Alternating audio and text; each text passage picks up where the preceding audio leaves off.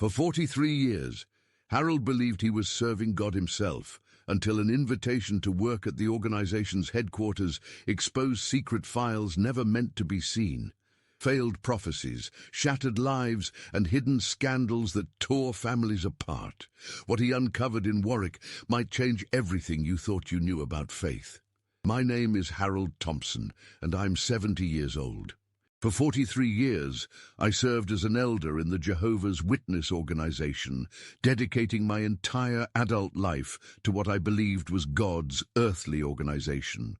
I woke up at 5:30 every morning, read the daily text, prepared for meetings, and spent my evenings visiting congregation members who needed spiritual guidance. My wife Margaret and I raised our 3 children, David, Sarah, and Michael, within the organization, teaching them that we had found the truth about God's purpose for mankind. Our routine was predictable and comforting. Tuesday evenings we attended the Theocratic Ministry School. Thursday evenings were reserved for the service meeting, and Sundays meant the public talk and watchtower study. Saturday mornings, Margaret and I would dress in our best clothes and spend 3 hours going from door to door in our assigned territory, carrying our leather service bags filled with magazines and books. "Good morning," I would say to whoever answered the door. "We're visiting your neighbors today to share an encouraging message from the Bible." Some people were kind, others politely declined, and a few would slam the door. But I always felt fulfilled, believing I was doing God's work. Our small ranch house on Maple Street had shelves lined with watchtower publications, and our kitchen table was where Margaret and I prepared for our Bible studies with interested ones. I remember the pride in my voice when I introduced new ones to our congregation family.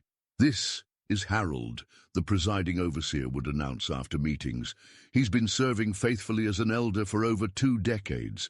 If you have any questions about our beliefs, he's someone you can trust to provide solid biblical answers." The leather-bound Bible I carried was filled with underlined verses and margin notes from years of study preparation. My tie collection consisted primarily of conservative blues and burgundies, nothing flashy that might draw attention to myself rather than the message. Margaret would press my dress shirts every Sunday morning while the aroma of coffee filled our kitchen, and she'd smile when I adjusted my tie in the hallway mirror. "You look like a man of God," she'd say, straightening my jacket collar. Those words meant everything to me. Being an elder wasn't just what I did, it was who I was. At the age of 67, I received a phone call that would change everything. Brother Williams, the circuit overseer, contacted me on a Wednesday evening, just as Margaret was setting the table for dinner. "Harold," he said, his voice carrying that tone of importance I'd learned to recognize over the years. "I have something significant to discuss with you.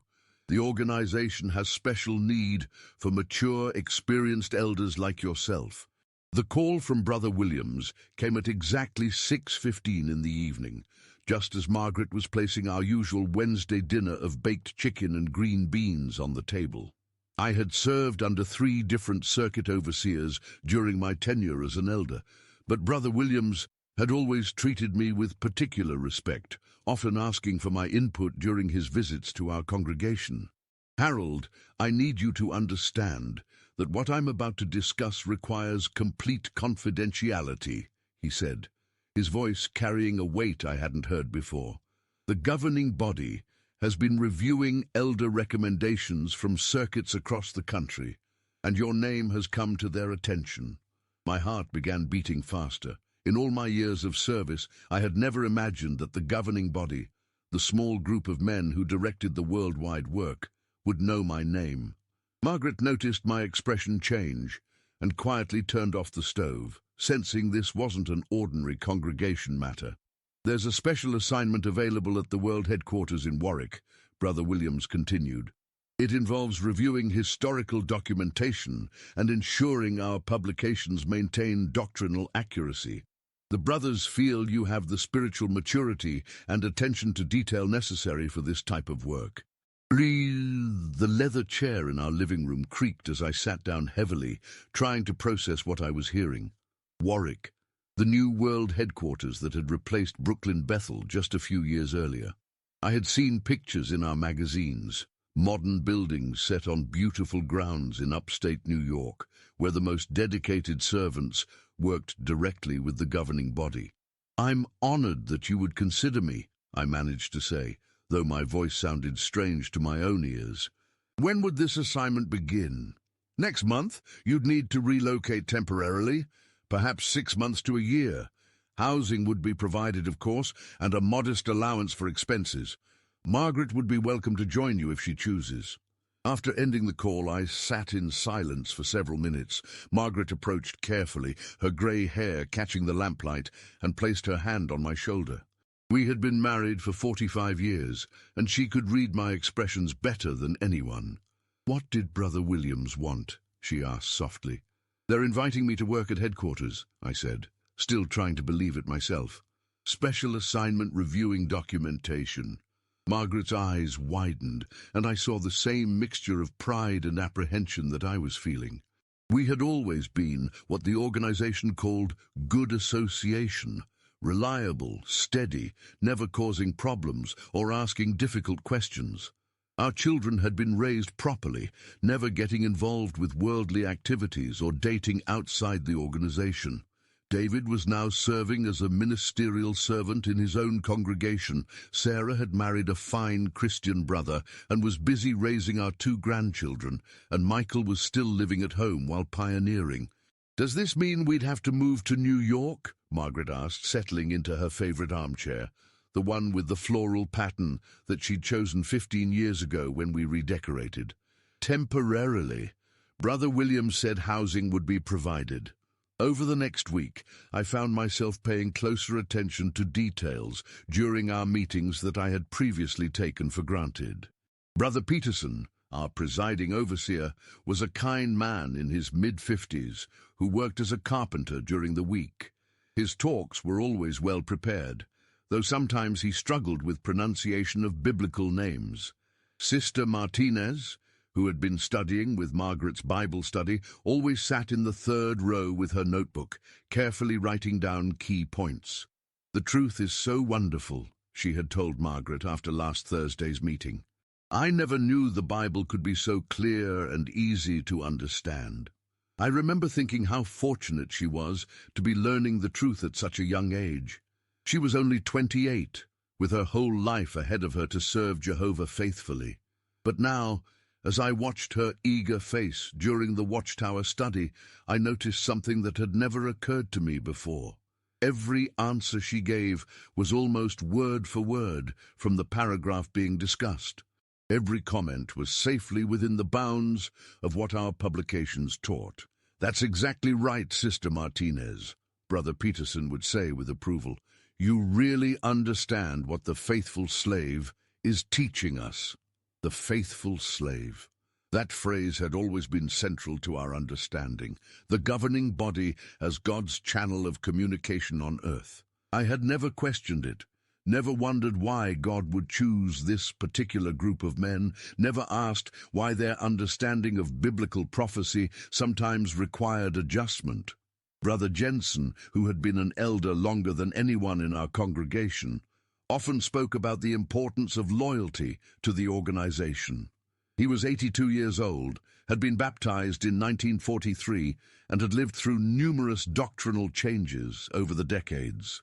"I've seen many people fall away from the truth," he told me one Sunday afternoon as we were stacking chairs after the meeting. "Usually it happens because they start thinking they know better than the faithful slave. Pride goes before a fall, Harold. Always remember that."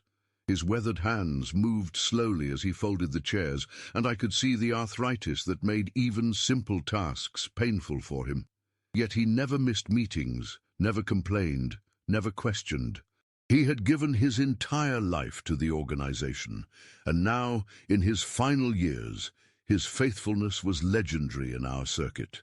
"The organization has always taken care of me," he continued. "When my Ellen died 10 years ago, the brothers made sure I wasn't alone. When I lost my job during the recession in the 80s, they helped me find work. This is Jehovah's organization, Harold. These men on the governing body aren't perfect, but they're faithful. That's what matters. And as the date for my departure to Warwick approached, I found myself observing our congregation with new eyes. The families arriving early for meetings, dressed in their best clothes despite modest incomes. The teenagers who obediently sat through 2-hour assemblies without complaining. The elderly ones who struggled to climb the stairs to our second-floor Kingdom Hall, but never considered staying home. These were good people, sincere people. People who, like me, had built their entire lives around their faith in this organization. They trusted completely, questioned little, and found comfort in having all their major life decisions guided by published literature and elder direction. Margaret began preparing for our temporary move by organizing our important documents and arranging for neighbors to check on our house. She seemed excited about the adventure, though I caught her sometimes staring out our kitchen window with a thoughtful expression. "Are you nervous about going?" I asked her one evening as we reviewed the letter of invitation I had received from the headquarters. "A little," she admitted. "It's been so long since we've lived anywhere but here. But Harold, this is such an honor. Think of all the faithful brothers and sisters who would love to have this opportunity." She was right, of course. This was indeed an honor, the kind of privilege that most elders could only dream about. So why did I feel this strange uneasiness growing stronger each day? The drive to Warwick took us through the autumn countryside of upstate New York, with maple trees displaying brilliant reds and golds that reminded me of the beauty Margaret and I had always attributed to Jehovah's creation. Our 12-year-old Honda Civic was packed with 2 suitcases and a box of personal items we thought we'd need for our extended stay. Margaret held a thermos of coffee she'd prepared for the journey, and the radio played soft instrumental music as we traveled the winding roads toward our destination. "Look, Harold," Margaret said, as we crested a hill and saw the Warwick facility for the first time. "It's even more beautiful than the pictures in the magazines." She was right. The modern buildings were surrounded by carefully maintained grounds, with walking paths and small gardens that created an atmosphere of peace and prosperity. As we approached the main gate, a security guard in a neat uniform smiled and checked our names against a list on his clipboard. "Welcome to Warwick, Brother and Sister Thompson," he said warmly. "Brother Morrison is expecting you. Please park in the visitors area, and someone will meet you at the main reception desk." The lobby of the main building was impressive. Polished floors, contemporary furniture, and large windows that filled the space with natural light. Framed photographs lined the walls, showing scenes from the organization's global preaching work. Smiling families at assemblies, baptisms in various countries, construction projects in remote locations. Brother Morrison appeared within minutes, a tall man in his 50s, with graying hair and the confident bearing I associated with headquarters personnel. His handshake was firm, and his smile seemed genuine as he welcomed us. "Harold, we've been looking forward to having you join our documentation review team," he said, guiding us toward a bank of elevators. "Your circuit overseer spoke very highly of your attention to detail and your years of faithful service." Our assigned housing was a modest but comfortable apartment in a building reserved for temporary workers. The kitchen was stocked with basic supplies, and someone had thoughtfully placed a bouquet of fresh flowers on the dining table, along with a welcome card signed by several staff members. "Tomorrow morning you'll receive your assignment orientation," Brother Morrison explained, as he helped us carry our luggage inside. "I think you'll find the work both challenging and spiritually rewarding. We're dealing with some very important historical materials that require careful review." That evening, as Margaret unpacked our clothes and I reviewed the orientation materials Brother Morrison had left, I felt a mixture of excitement and responsibility. The folder contained organizational charts showing the structure of headquarters departments, guidelines for handling confidential information, and a schedule for my first week of training. Document Review Team, Historical Publications, read the header on my assignment sheet. Primary responsibility, ensuring doctrinal consistency across publications from different time periods. The work began the following Monday in a windowless room on the third floor of the main administrative building. Brother Stevens, my supervisor, was a serious man in his early 60s who had been working at headquarters for nearly 20 years. He explained that my task would involve comparing older publications with current ones to identify any potential discrepancies that might require clarification or correction. "The truth never changes," Brother Stevens said as he showed me to my desk, which was equipped with a computer and several filing cabinets. "But our understanding of biblical prophecy has become progressively clearer over the years, and we need to ensure that our literature reflects this advancing light." And date, the filing cabinets contained bound volumes of Watchtower magazines dating back to the 1950s, along with various books and booklets published by the organization over the decades. My job was to review articles on specific topics, chronology, prophecy, organizational policies, and note any statements that might seem inconsistent with current understanding. During my first week, I worked on articles about the generation that would not pass away before Armageddon came. It was fascinating to trace how the organization's understanding of this important teaching had developed over time. The early articles were quite specific about timing, while more recent publications took a more cautious approach. "Brother Thompson," Brother Stevens said as he reviewed my initial work, "you're doing excellent research. However, when you document these differences, please frame them in terms of progressive understanding rather than changes. I, the faithful slave, has always been guided by Holy Spirit, so what we're seeing is refinement, not correction." I nodded and adjusted my report accordingly, though something about the phrasing troubled me in a way I couldn't quite articulate. During lunch breaks in the cafeteria, I ate with other temporary workers, mostly older brothers who had been invited for special projects. The conversations were always positive, focused on the privilege of serving at headquarters and the spiritual benefits of being so close to the organization's decision-making processes. Brother Hamilton, a former district overseer in his 70s, often spoke about his satisfaction with the work. "After 40 years in circuit and district work, it's wonderful to see how carefully the governing body considers every aspect of our publications," he said one afternoon as we shared a table near the windows overlooking the grounds. "Have you noticed anything that surprised you about the historical materials?" I asked, genuinely curious about his perspective. "Well," he said, lowering his voice slightly, "there were certainly times when the organization's expectations about certain dates were more specific than they are today. But that just shows the humility of the faithful slave. They're willing to adjust their understanding when Scripture provides clearer insight."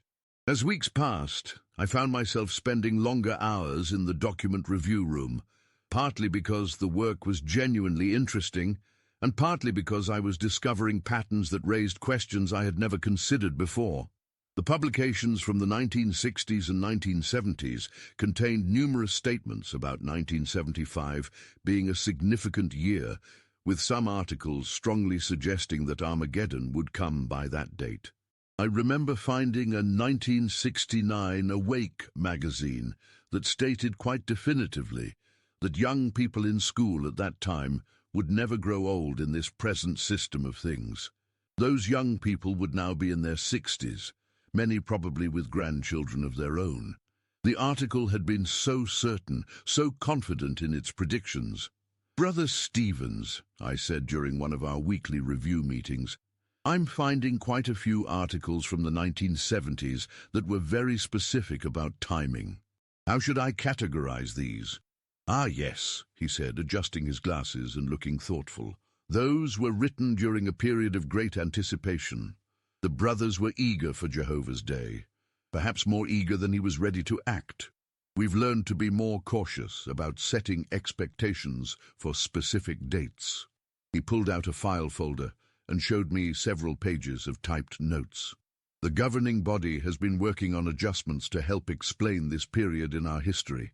The brothers who wrote those articles were sincere, but they may have gone beyond what the faithful slave was actually teaching at the time. This explanation puzzled me.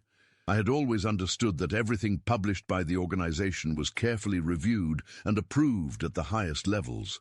The idea that individual writers might have gone beyond official teaching suggested a lack of oversight that seemed inconsistent with how we described the organization's careful processes. Margaret noticed my preoccupation during our evening meals in our temporary apartment. We would sit at the small dining table, sharing simple dinners, while I processed what I was learning during my days in the document review room. "You seem troubled lately," she said one evening as we finished eating. "Is the work more difficult than you expected?" "Not difficult exactly," I replied, uncertain how to express what I was feeling. "It's just that I'm seeing things about our history that I never knew before.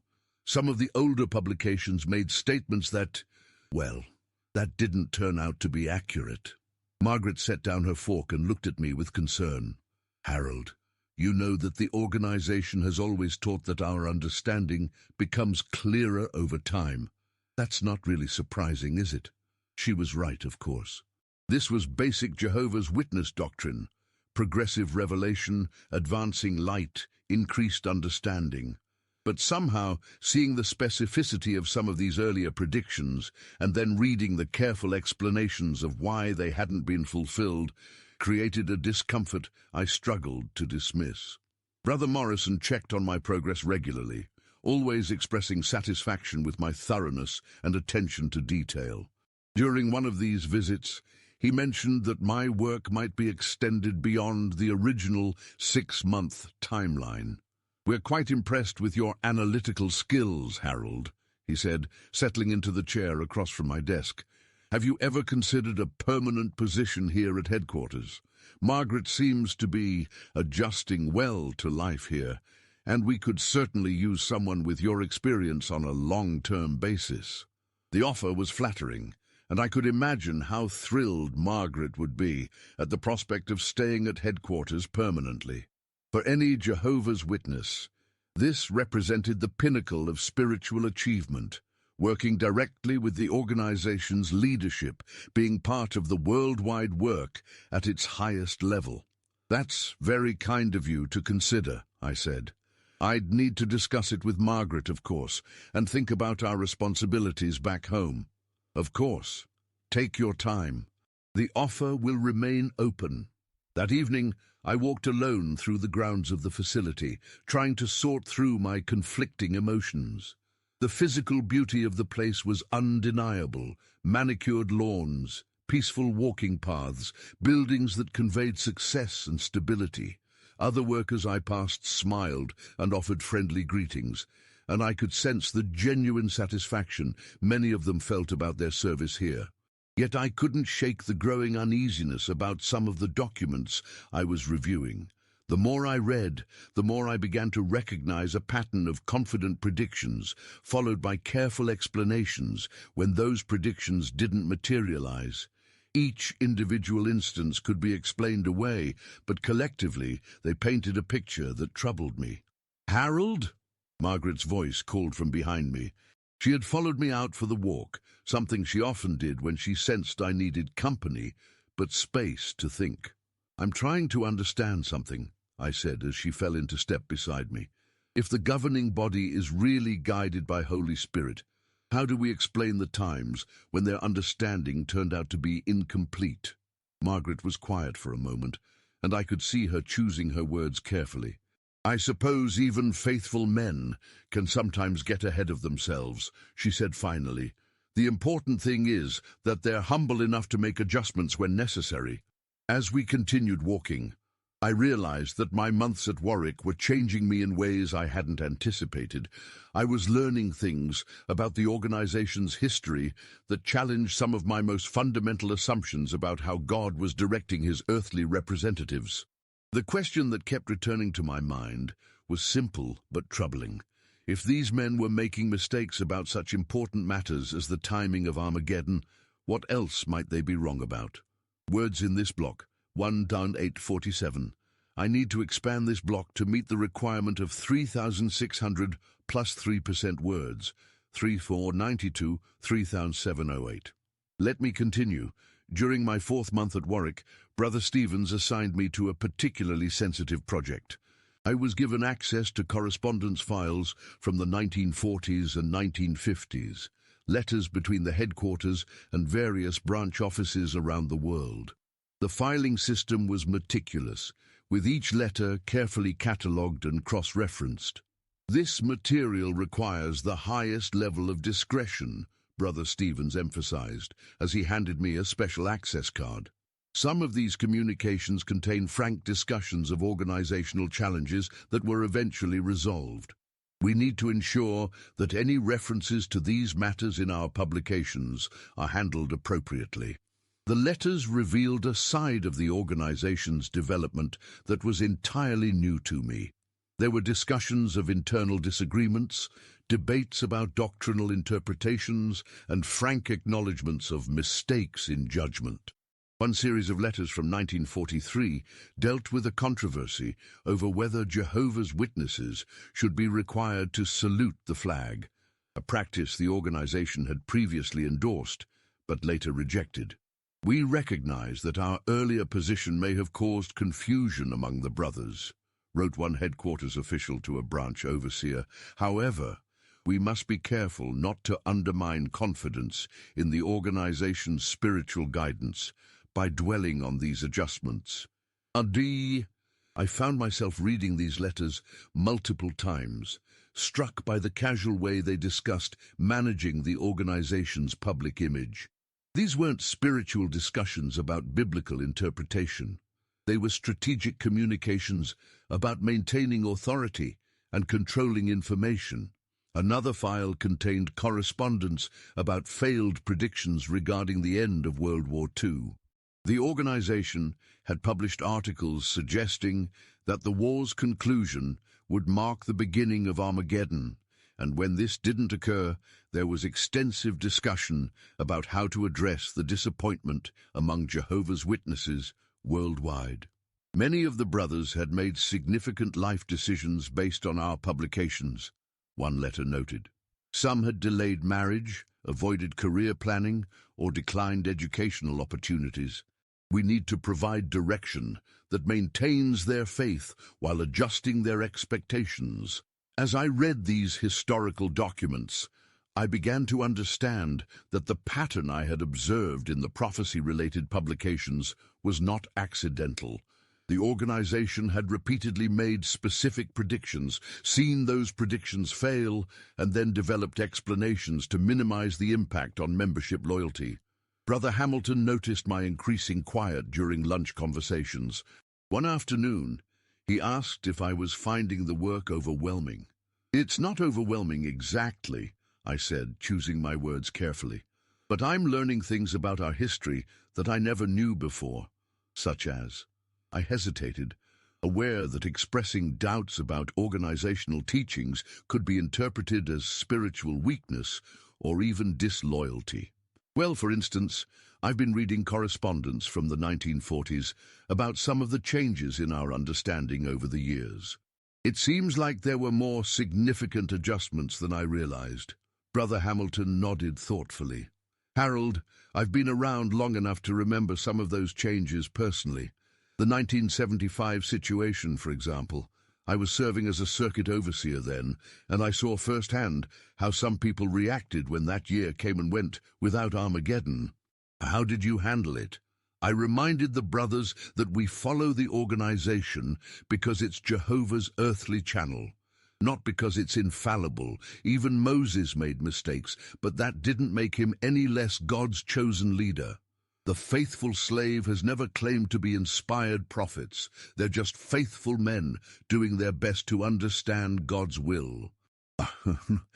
This explanation had a familiar ring to it, almost word for word the same reasoning I was finding in the historical correspondence files. The organization had developed a sophisticated framework for maintaining authority while deflecting responsibility for failed predictions. That evening, I shared some of these thoughts with Margaret as we prepared dinner in our small apartment kitchen. She listened quietly while I described what I was learning about the organization's approach to managing doctrinal changes. "Harold," she said finally, "it sounds like you're becoming critical of the faithful slave. That worries me." Her concern was justified, I realized. According to everything we had been taught, questioning the organization's guidance was the first step toward apostasy. Good Jehovah's Witnesses were supposed to trust the governing body's decisions, even when they didn't fully understand the reasoning behind them. "I'm not trying to be critical," I said. "I'm just trying to understand how to interpret what I'm reading in these historical documents. Maybe you should speak with Brother Morrison about your concerns. He has much more experience with this type of material." I considered her suggestion, but felt reluctant to admit my growing doubts to someone in authority at headquarters. Instead, I decided to focus more carefully on my assigned work and try to set aside the troubling questions that were multiplying in my mind. The following week, Brother Stevens introduced me to another type of document that would prove even more challenging to my faith. These were internal memos and policy directives from the 1970s and 1980s dealing with cases of sexual abuse within the organization. These files contain sensitive information about how the organization has handled allegations of child abuse, he explained. "We need to review them to ensure that any public statements about our policies accurately reflect our actual procedures." The files revealed a systematic approach to managing abuse allegations that prioritized protecting the organization's reputation over the welfare of victims. Case after case followed the same pattern. Allegations were investigated internally, victims were counseled to forgive their abusers, and matters were handled quietly without involving secular authorities. One memo from 1978 outlined explicit instructions for elders dealing with abuse cases. Under no circumstances should these matters be discussed with anyone outside the congregation. If secular authorities become involved, refer all questions to the legal department. Our primary concern must be protecting the organization from negative publicity. I spent days reading through these files, becoming increasingly disturbed by what I discovered. Children who had been abused were often required to confront their abusers in judicial committee meetings. Families who persisted in seeking justice through secular authorities were sometimes subjected to congregational discipline for bringing reproach on Jehovah's name. "Brother Stevens," I said during one of our meetings, "these files document some very serious mishandling of abuse cases. How should this information be reflected in our current publications?" "That's a delicate matter," he replied, his expression becoming more guarded. "The organization's policies have evolved significantly over the years. We now have much clearer guidelines for cooperating with authorities and protecting victims. These historical files represent learning experiences that helped us develop better procedures. But some of these cases involved serious crimes against children. Shouldn't there have been immediate reporting to police?" Brother Stevens was quiet for a moment, and I could see him weighing his response carefully. "Harold, you have to understand that the organization was dealing with imperfect situations using the guidance available at the time. The elders involved were sincere men trying to handle difficult circumstances according to their understanding of biblical principles. This explanation felt inadequate given the severity of what I was reading, but I sensed that pushing further would be unwise. Instead, I continued with my assigned reviews while trying to process the implications of what I had learned. Margaret noticed the change in my demeanor immediately. I was having difficulty sleeping, often lying awake at night replaying conversations and reviewing mental images of the documents I had been studying. "You haven't been yourself for weeks," she said one evening as we sat together in our small living room. "This assignment is affecting you in ways I don't understand. I'm learning things about the organization that are difficult to reconcile with what we've always been taught," I admitted. "What kind of things?" I struggled with how much to share. knowing that detailed discussions of confidential materials would violate the agreements I had signed. Let's just say that the organization's history is more complicated than our publications have indicated. Margaret looked at me with growing concern. Harold, you're starting to sound like someone who's losing faith in Jehovah's organization. That frightens me more than I can express. Her fear was understandable. In our belief system, doubting the organization was equivalent to doubting God himself. We had been taught that the governing body was God's only channel of communication on earth, and that questioning their guidance was a form of spiritual rebellion. I'm not losing faith in God, I said, trying to reassure both her and myself, but I am struggling to understand some things about how the organization has operated over the years. That night, I made a decision that would prove to be a turning point. I requested a meeting with Brother Morrison to discuss my concerns about the materials I had been reviewing. Perhaps he could provide explanations that would help me resolve my growing doubts.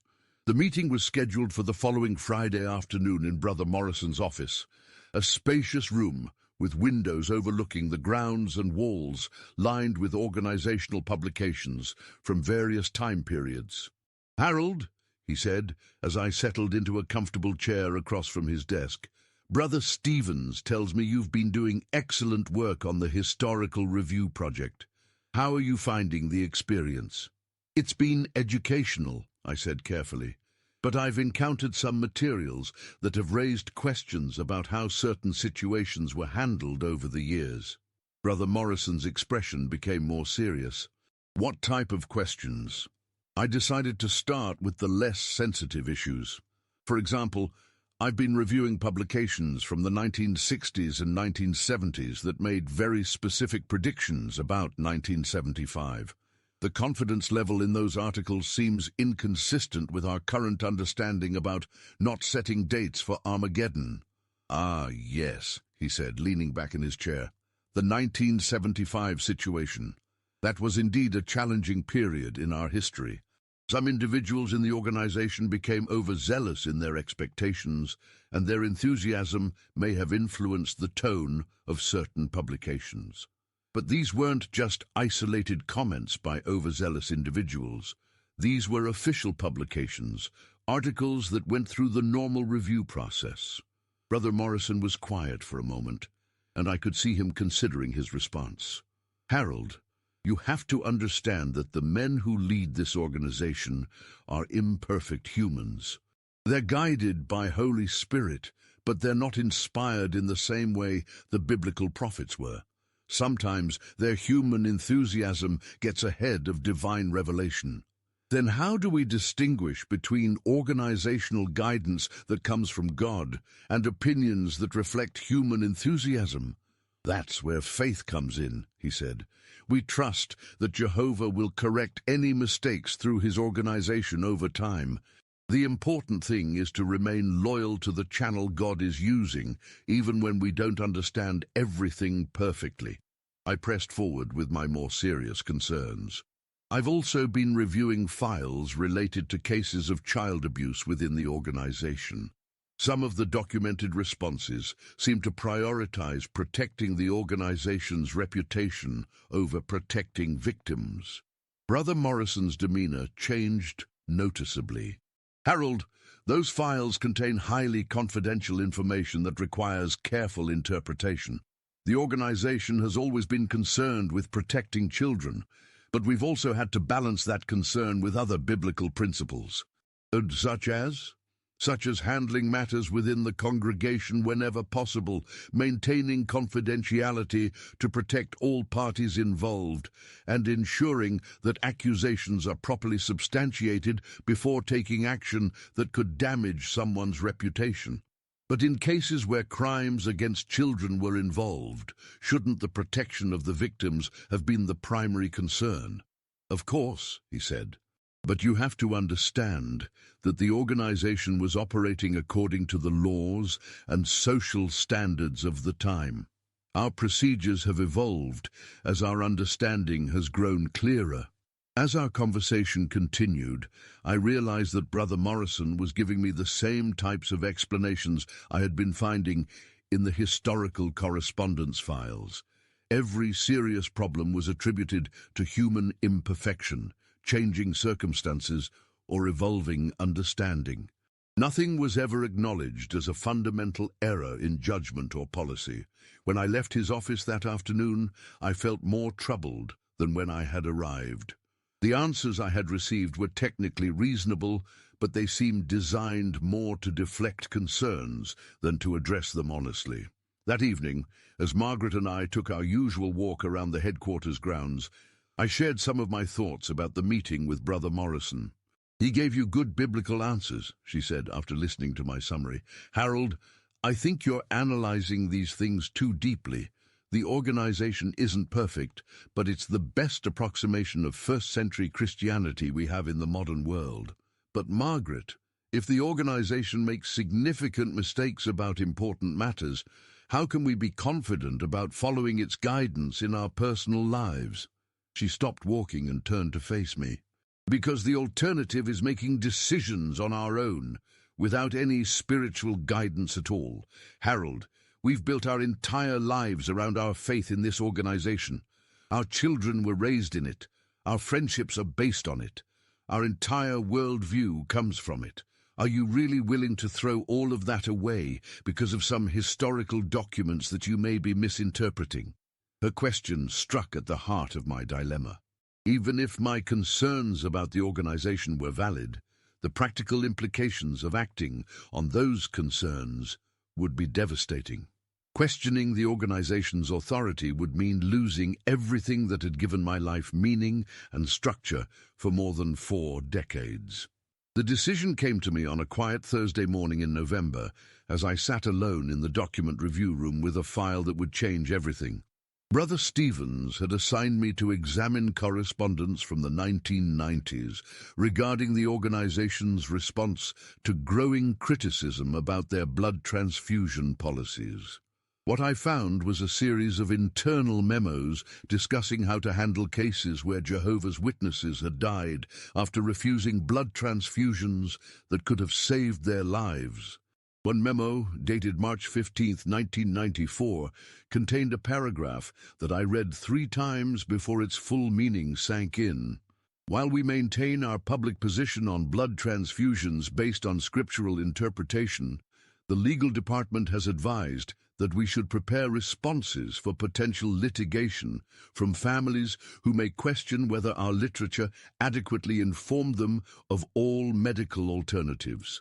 This wasn't a discussion about biblical principles or spiritual guidance.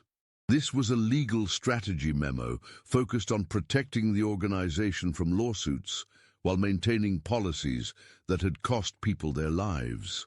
The memo went on to outline specific language that should be used in publications to create legal distance between the organization's recommendations and individual decisions.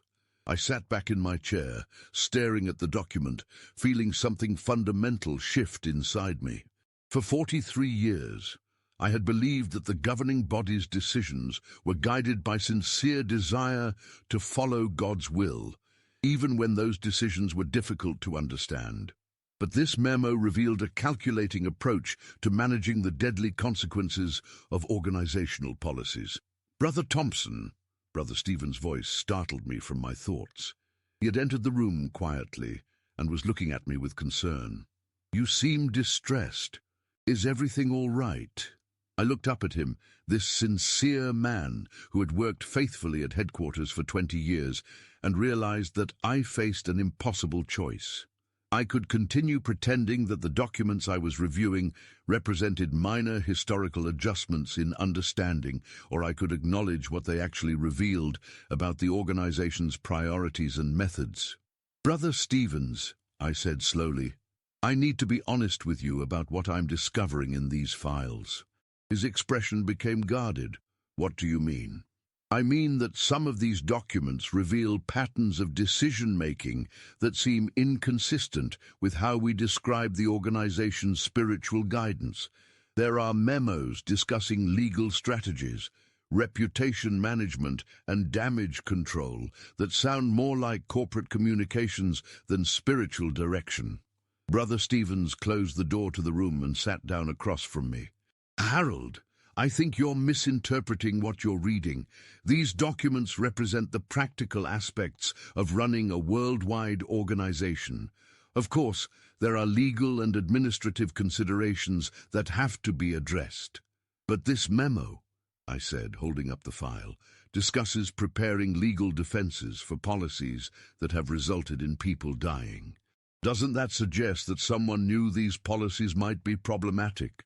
That's exactly the kind of thinking that leads to apostasy, Brother Stevens said, his voice becoming firmer.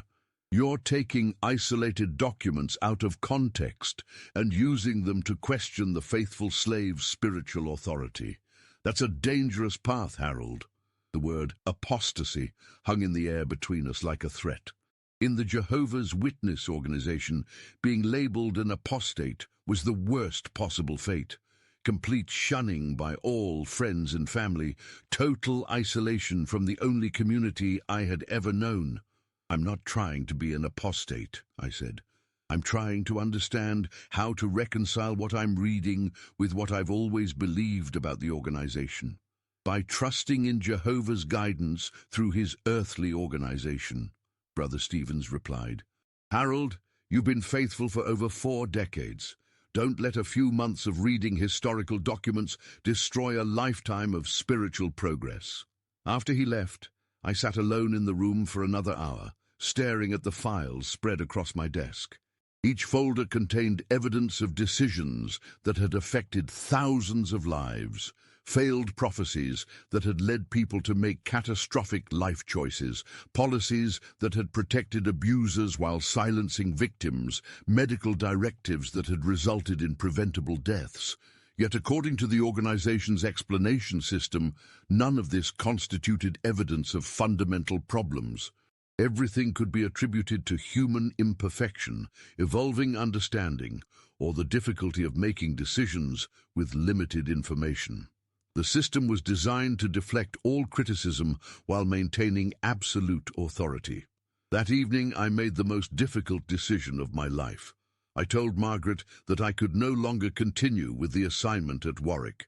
What do you mean? She asked, setting down her knitting and looking at me with alarm. I mean that I've learned things about the organization that I cannot ignore, and I cannot pretend that I haven't learned them. Margaret's face went pale. Harold, please tell me you're not thinking of leaving the truth. I'm thinking of leaving the organization, I said carefully. I still believe in God, but I no longer believe that the governing body represents his earthly channel. The words hung between us like a chasm. Margaret began crying, not the gentle tears of sadness, but the desperate sobs of someone watching her entire world collapse. Harold, if you leave the organization, I'll lose you forever, she said through her tears. The children will lose their father. Our grandchildren will grow up never knowing their grandfather. Is whatever you think you've discovered worth destroying our family? Her question captured the cruel calculus that the organization's policies created. By making organizational loyalty a requirement for maintaining family relationships, they ensured that questioning their authority carried the highest possible personal cost. Margaret, I said, kneeling beside her chair and taking her hands, what if everything we've built our lives on is based on lies? What if the organization isn't what it claims to be? Then we deal with that when we get to heaven, she said, her voice broken. But Harold, I can't follow you into apostasy. I won't. The next morning I requested a meeting with Brother Morrison to inform him of my decision to end my assignment early. When I arrived at his office, I found him waiting with Brother Stevens and another man I didn't recognize. Harold, Brother Morrison said without his usual warm greeting, Brother Stevens has shared some concerns about your recent attitude toward the materials you've been reviewing. We thought it might be helpful to have Brother Williams participate in our discussion. Brother Williams, I learned, was from the service department and specialized in helping brothers who were experiencing spiritual difficulties. His presence made it clear that my concerns were being treated as a disciplinary matter rather than a request for clarification. "Brother Thompson," Brother Williams began, "we understand that reviewing historical documents can sometimes raise questions for those who aren't familiar with the challenges the organization has faced over the years. But we want to make sure you understand the serious spiritual implications of allowing those questions to undermine your faith in God's earthly organization." "What if my questions are legitimate?" I asked. "There are no legitimate questions about the faithful slave's authority," he replied without hesitation. "Jehovah has chosen this organization as his channel, and questioning that choice is questioning Jehovah himself." The conversation continued for nearly 2 hours, with all 3 men taking turns explaining why my concerns were misguided, dangerous, and spiritually toxic. They offered to arrange counseling sessions, to provide additional study materials, to help me understand the proper perspective on organizational history. But through it all, no one ever directly addressed the actual content of the documents I had been reviewing. No one explained how memos discussing legal strategy fit with claims of spiritual guidance. No one acknowledged that failed prophecies and harmful policies might represent genuine problems rather than learning experiences. Finally, I stood up and said the words that would end my life as a Jehovah's Witness. "I appreciate your concern, but I cannot continue serving in an organization whose actual practices contradict its public claims. I will be ending my assignment and returning home." Brother Morrison's expression hardened. "Harold, if you leave here with this attitude, there will be consequences. The elders in your home congregation will need to be informed of your spiritual condition." "I understand," I said, though the full weight of those consequences wouldn't hit me until much later. As I walked out of that office and down the hallway toward the elevator, I felt simultaneously devastated and liberated. I was giving up everything I had ever known and believed, but I was also refusing to participate in something I could no longer support with a clear conscience. That afternoon, Margaret and I packed our belongings in silence and began the drive back to our home in Ohio. She stared out the passenger window for most of the journey, occasionally wiping away tears, but saying very little. "Harold," she said as we pulled into our driveway, "I love you, but I cannot follow you in this decision. If you persist in questioning the organization, I'll have to choose between you and Jehovah, and I've already made that choice."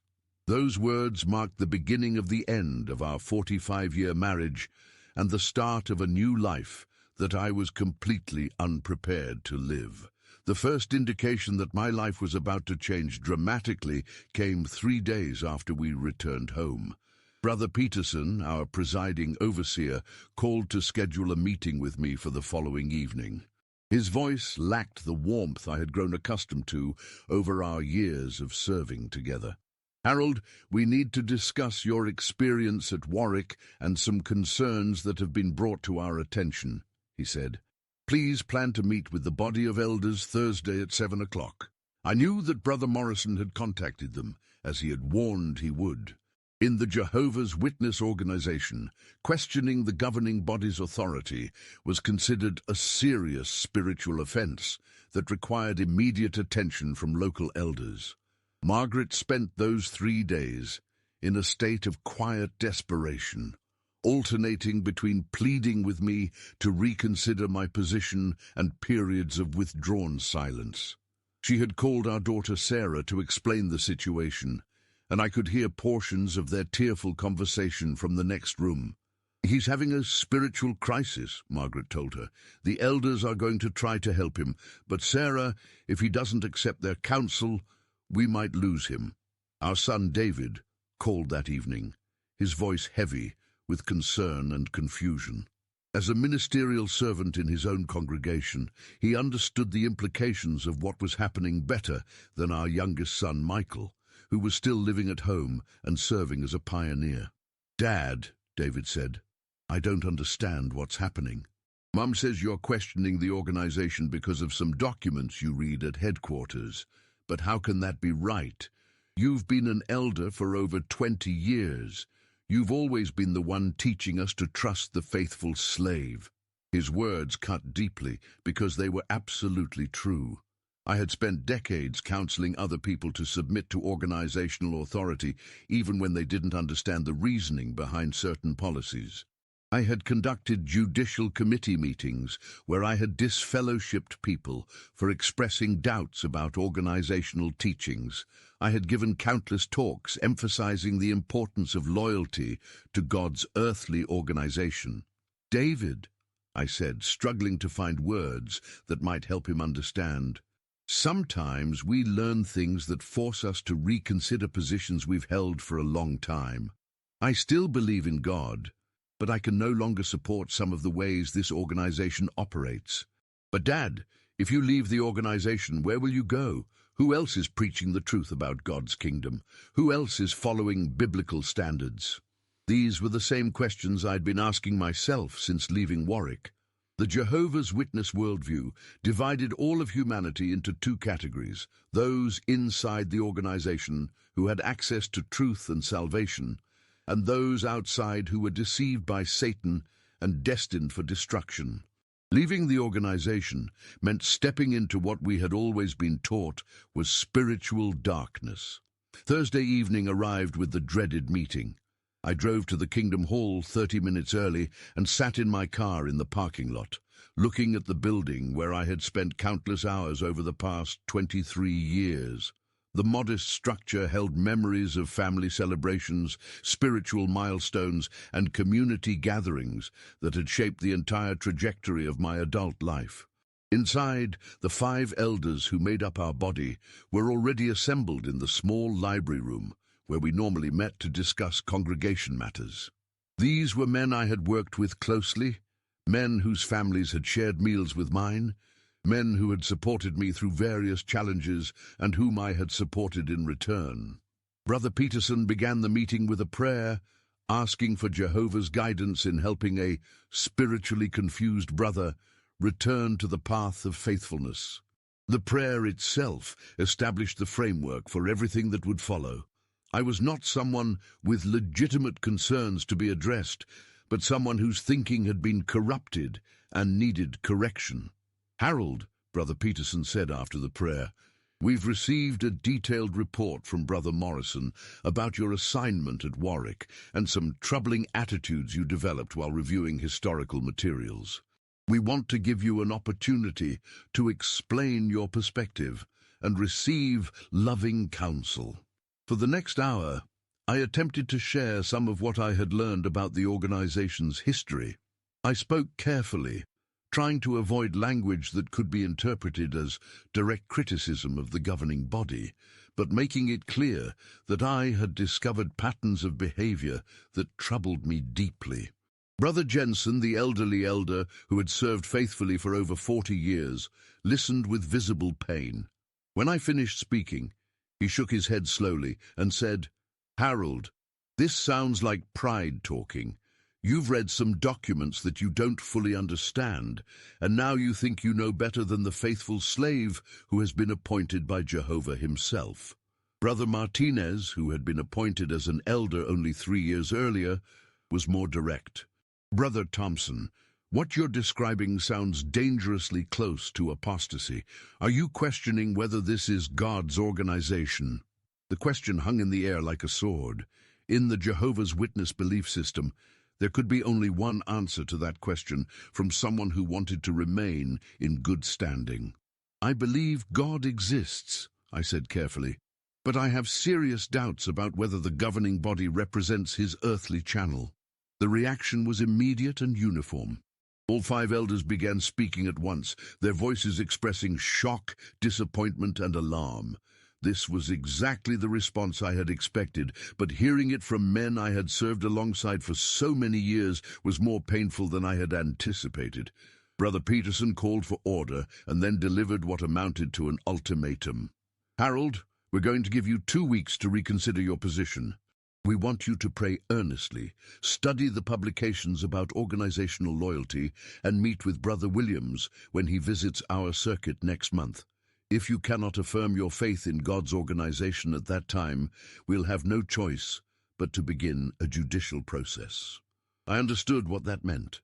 A judicial committee would be formed to determine whether I should be disfellowshipped, permanently shunned by every Jehovah's Witness, including my own family members. "I appreciate your concern," I said, "but I don't think 2 weeks of study is going to change what I've learned about the organization's actual history and practices." "Then you're choosing to leave Jehovah's organization?" Brother Jensen asked, his voice filled with genuine sadness. "I'm choosing to follow my conscience," I replied. The drive home from that meeting was one of the loneliest experiences of my life. I had just severed my connection to the only religious community I had ever known, and I had done so in a way that would inevitably destroy most of my personal relationships as well. Margaret was waiting up for me when I arrived home, her face showing the strain of 3 days of emotional turmoil. "What happened?" she asked. "They gave me 2 weeks to change my mind or face a judicial committee," I said. Margaret sat down heavily at our kitchen table and put her head in her hands. "Harold, please reconsider. Please don't do this to our family." Over the next 2 weeks, I experienced something I had never encountered in my 43 years as a Jehovah's Witness: complete social isolation within my own religious community. Word of my spiritual difficulties spread quickly through our congregation, and people who had been warm friends for decades suddenly avoided eye contact and ended conversations when I approached. Sister Martinez, who had been studying with Margaret for several months, stopped coming to our home. The elderly Brother Kowalski, whom I had been helping with transportation to meetings, found alternative arrangements without explanation. Even at the grocery store and around our neighborhood, Jehovah's Witnesses I had known for years would cross the street rather than acknowledge my presence. Margaret struggled with the conflicting loyalties the situation created. As my wife, she felt obligated to support me, but as a faithful Jehovah's Witness, she was being counseled to limit her association with someone who had developed apostate thinking. "The elders told me I should encourage you to return to the organization, but that I shouldn't listen to your criticisms or let them influence my own faith," she told me one evening as we sat in our living room, the same room where we had conducted countless Bible studies over the years. "And what do you think about that counsel?" I asked. "I think they're trying to protect me from losing my faith too," she said, her voice barely above a whisper. "Harold, I understand that you believe you've discovered something important, but I can't follow you into questioning everything we've built our lives around. Our children were facing similar pressures. David called less frequently, and when he did, our conversations were strained and brief. Sarah visited once during those 2 weeks, but she spent most of the time crying and asking me to reconsider for the sake of my grandchildren. "Dad," she said as she prepared to leave, "if you go through with this, I won't be able to let you see Emma and Joshua anymore. The organization teaches that associating with disfellowshipped family members could weaken our children's faith." Michael, our youngest son, who was still living at home, was perhaps suffering the most. As a pioneer, he was being counseled by elders in our congregation to minimize his contact with me and to avoid any discussions about my doubts. "Dad," he said one morning at breakfast, "Brother Peterson says that listening to your concerns could be spiritually dangerous for me. He says I should pray for you, but not engage with your apostate thinking." Hearing my own son use the word apostate to describe my thinking was devastating, but it also clarified the impossible situation the organization's policies had created. By labeling any significant criticism as apostasy and by requiring faithful members to shun apostates, the organization had made it practically impossible for anyone to leave without losing their entire family and social network. The second week brought a visit from Brother Williams, the circuit overseer, who had been present during my final meeting at Warwick.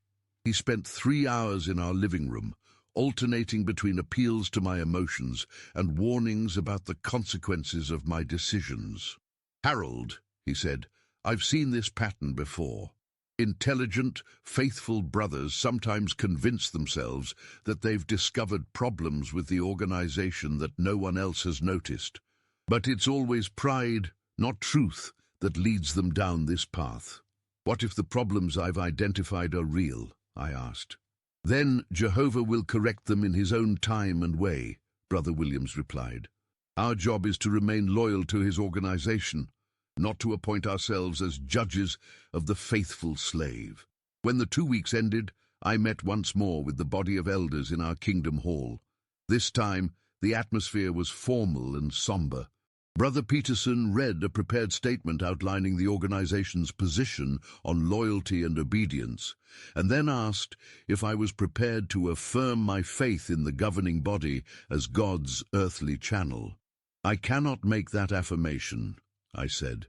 "Then we have no choice but to announce your disfellowshipping to the congregation," Brother Peterson said. "Harold, this decision will remain in effect until you demonstrate genuine repentance and a restored faith in Jehovah's organization." The announcement was made the following Thursday evening during the service meeting. I was not present, but Margaret attended and told me later that Brother Peterson had simply stated, "Harold Thompson is no longer one of Jehovah's Witnesses." Those words ended my 43-year membership in the only religious organization I had ever known, and began a process of social death that would affect every aspect of my remaining life. Margaret moved into our guest bedroom that same week, explaining that while she still loved me, she could no longer share a bed with someone who had been disfellowshipped.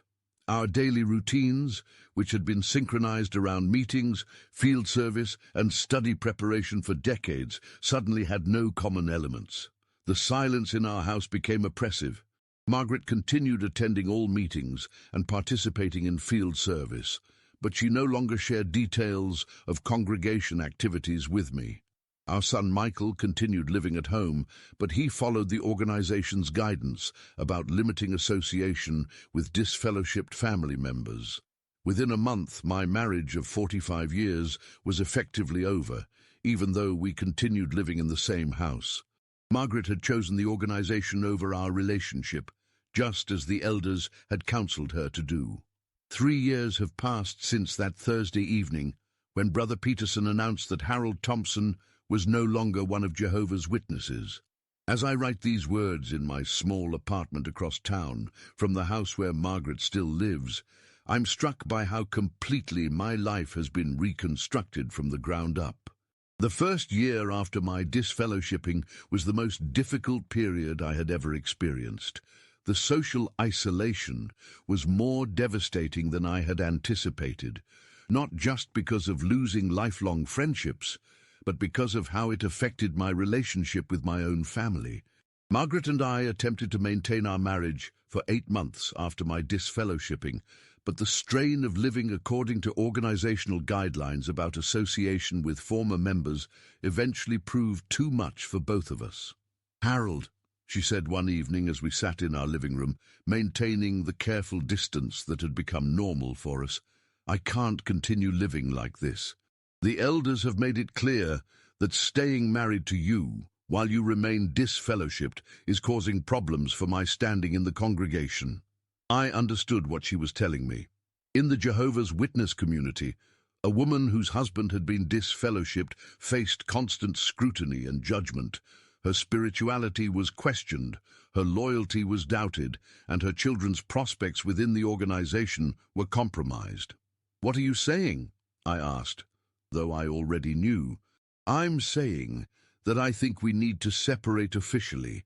I'll file for divorce on grounds of spiritual endangerment, which the organization considers acceptable under these circumstances." The divorce proceedings were handled quietly, with Margaret's attorney citing irreconcilable differences in religious beliefs as the primary grounds. Our 3 children supported their mother's decision, having been counseled by elders that maintaining loyalty to the organization had to take precedence over family relationships when those relationships conflicted with spiritual obligations.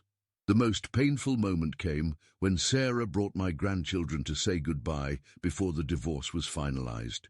Emma, who was 7, and Joshua, who was 5, didn't understand why Grandpa Harold wouldn't be coming to family gatherings anymore.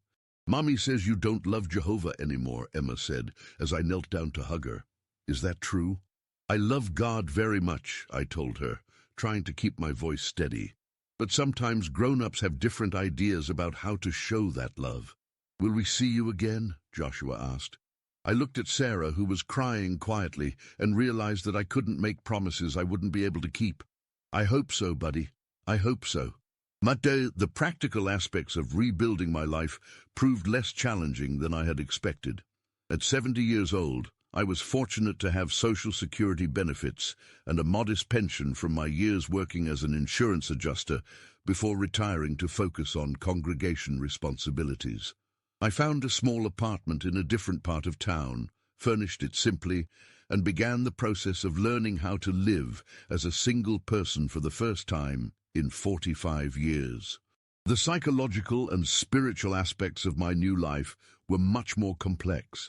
For the first time since my teenage years, I had no religious community, no regular schedule of spiritual activities, no framework for understanding my purpose in life. The Jehovah's Witness worldview had provided answers to every significant question: why we exist, what happens after death, how to make moral decisions, what the future holds for humanity. Without those answers, I felt adrift in ways that were sometimes overwhelming. I began reading books that I had never been allowed to consider as a Jehovah's Witness, works of philosophy, comparative religion, and psychology that helped me understand how religious belief systems function and why they can be so difficult to leave. I learned about concepts like cognitive dissonance, confirmation bias, and the psychology of high-control groups that provided context for my own experience. Dr. Sandra Chen, a therapist who specialized in helping people transition out of high-control religious groups, became an invaluable resource during my second year of independence. Through our sessions, I began to understand how the organization's structure had shaped not just my beliefs, but my entire identity and sense of self. "Harold," she said during one particularly difficult session, "you're not just recovering from losing your religion. You're recovering from losing yourself as you understood yourself for over 4 decades. That's a form of grief that requires time and patience." She was right.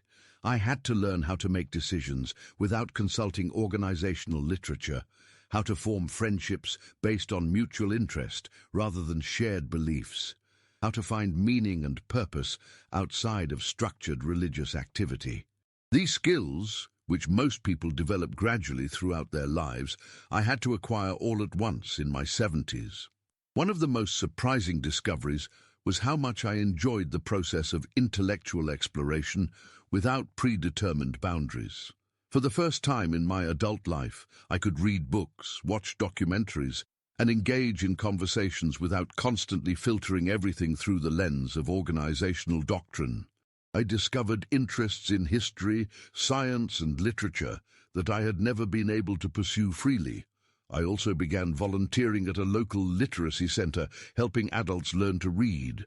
The work provided a sense of purpose that didn't depend on religious beliefs, and it introduced me to people from diverse backgrounds who accepted me simply as Harold, not as a representative of any particular faith tradition.